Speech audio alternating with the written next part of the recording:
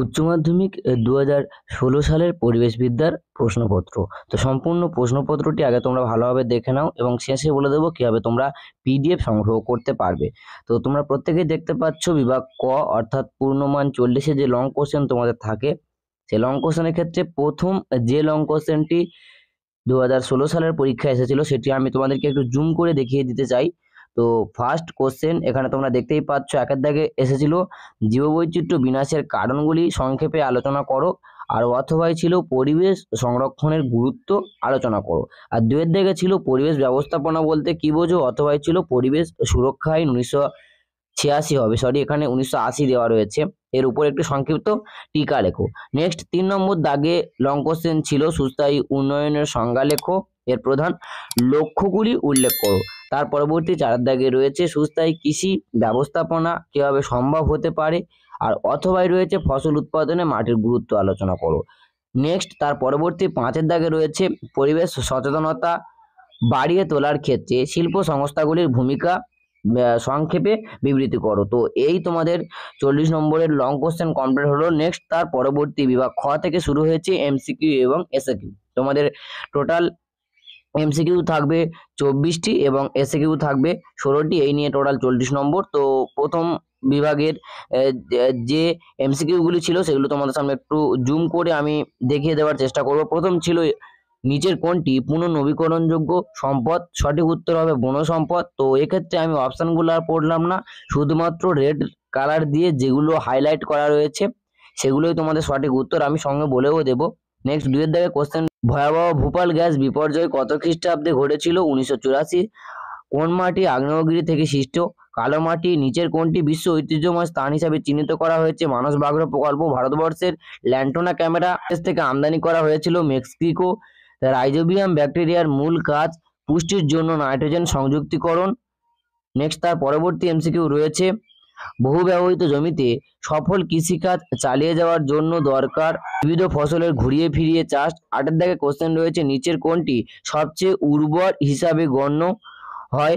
Alluvial মাটি। Next তার পরবর্তী কোশ্চেন রয়েছে ভারতবর্ষের বন্যপ্রাণী সুরক্ষা আইন হচ্ছে 1972।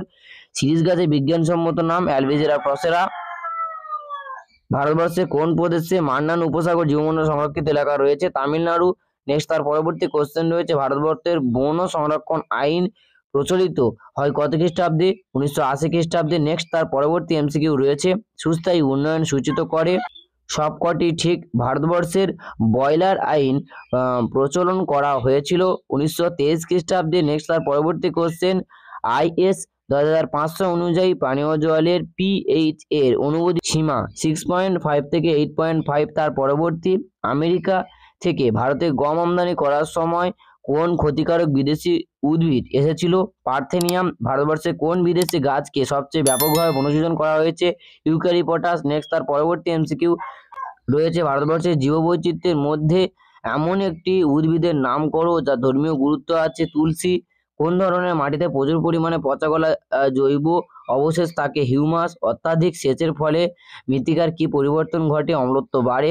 জৈব কীটনাশক সাধারণত ব্যাকটেরিয়া। হাতের সংখ্যা হ্রাসের কারণ অপশান ডি হবে সঠিক উত্তর, সবকটি ঠিক। নেক্সট তার পরবর্তী এমসিকিউ রয়েছে নিচের কোনটি মেগাডাইভার্সিটি দেশ হিসাবে চিহ্নিত? ভারতবর্ষ। পশ্চিমবঙ্গের সুন্দরবন একটি বিখ্যাত ম্যানগ্রোভ অরণ্য।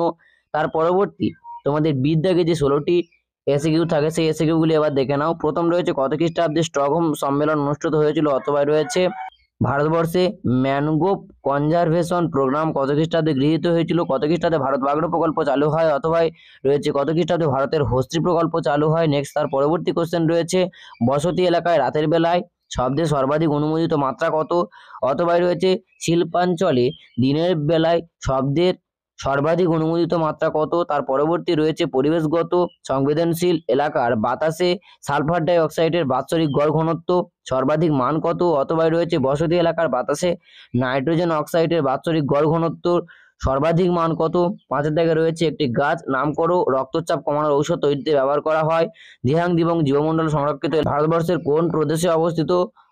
পার্থিব মূলধন কাকে বলে? জৈব সারের একটি উদাহরণ দাও। তার পরবর্তী কোশ্চেন রয়েছে যে FM এর পুরো কথা কি? এবং অথবা রয়েছে FSI এর পুরো কথা।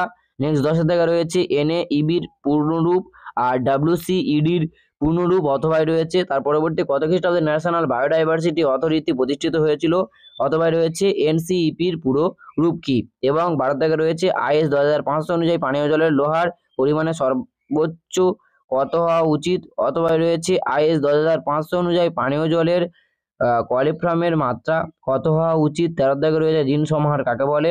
14 দাগে রয়েছে ভারতবর্ষের একটি জায়গার নাম বলো যেখানে প্রবাল প্রাচীর দেখতে পাওয়া যায়, এবং 15 দাগে রয়েছে আইপিএম এর পূর্ণরূপটি কি আর ডিডিটি কাকে বলে।